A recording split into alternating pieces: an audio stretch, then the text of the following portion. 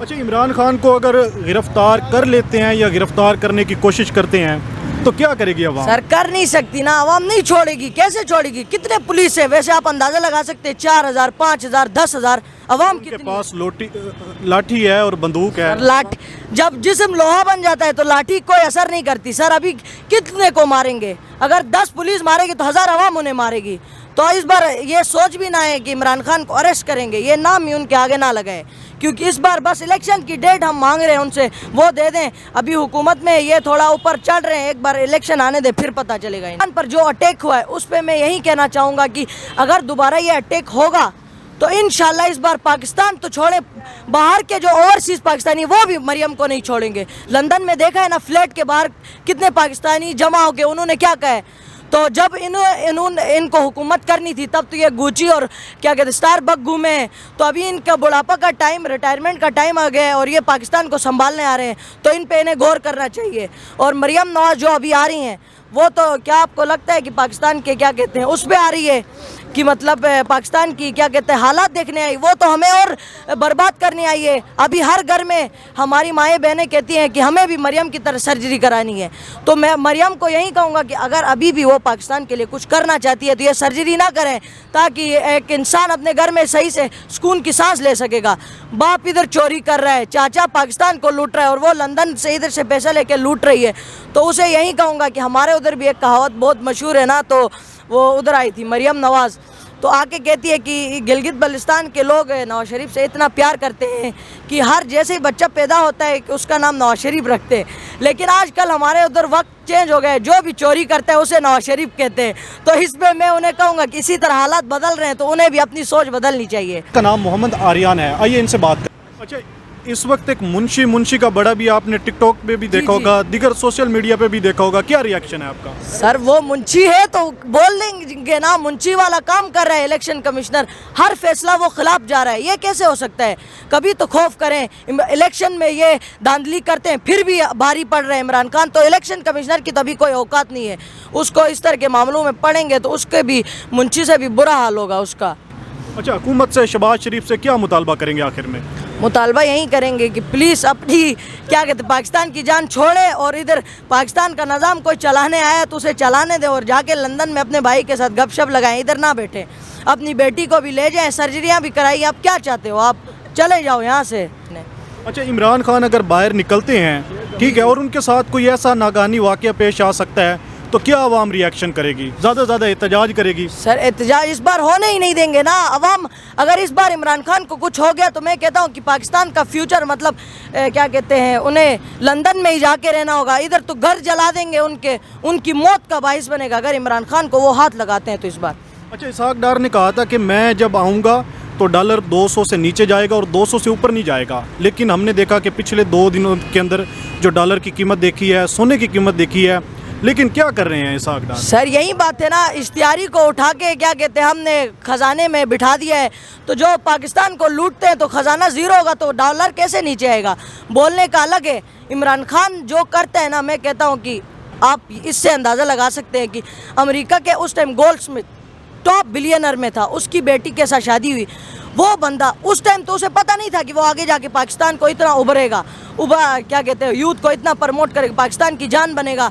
लेकिन उसने उस टाइम अपनी शादी में भी आपने क्लिप देखे, वो कपड़े और वॉस्कट पहन के उसने क्या कहते हैं अपनी शादी की तक। तो इस बंदे को क्या कहना चाहेंगे आप? कब तक हटाएंगे?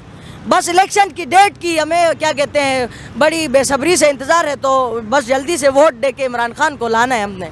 लेकिन उन्होंने तो ये फैसला कर लिया है कि जो 2023 में इलेक्शन होना था वो 2024 तक डिले करने की वो कानूनी कार्रवाई कर रहे हैं। अगर 2023 के ये मैं कहता हूँ कि अप्रैल तक ये डिले कर सकते हैं, उसके बाद तो डिले हो ही नहीं सकता, क्योंकि अवाम नहीं रुकने वाली। अवाम को भी इमरान खान देखें, एक लीडर ये इस वजह से भी डेट नहीं देता कि अवाम का क्या कहते हैं माहौल डिस्टर्ब हो रहा है।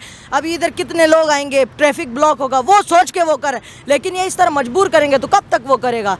इस बार मैं कहता हूँ कि सर इमरान खान को हम हर हाल में लाएंगे, हर हाल में। अच्छा, आज मरियम नवाज़ आपको पता है कि जैसे वापस आई है, लेकिन जो उसको सिक्योरिटी मिली है पंजाब की सारी पुलिस और इसके साथ वफाक की जितनी भी सिक्योरिटी है, सारी मरियम नवाज़ को प्रोटोकॉल देने में इस वक्त मसरूफ़ हैं। और वो लंदन से ऐसे लगती है कि जैसे वो कश्मीर या कुछ बड़ी अचीवमेंट करके आई है? सर यही ना, सारा करप्ट, अभी करप्ट हमारा सिस्टम चल रहा है, पुलिस भी इनके हाथ थे, तो इसलिए तो उसका सपोर्ट ही होगा। लेकिन अवाम, सबसे बड़ी पावर जो है वो अवाम की है, वोट से सारा कुछ बदल सकता है। तो मैं हर पाकिस्तानी को यही कहूँगा कि इमरान खान को एक और चांस दे, और इंशाल्लाह इस बार पाकिस्तान के लिए इमरान खान वो करके दिखाएगा जो कायद आज़म ने किया था।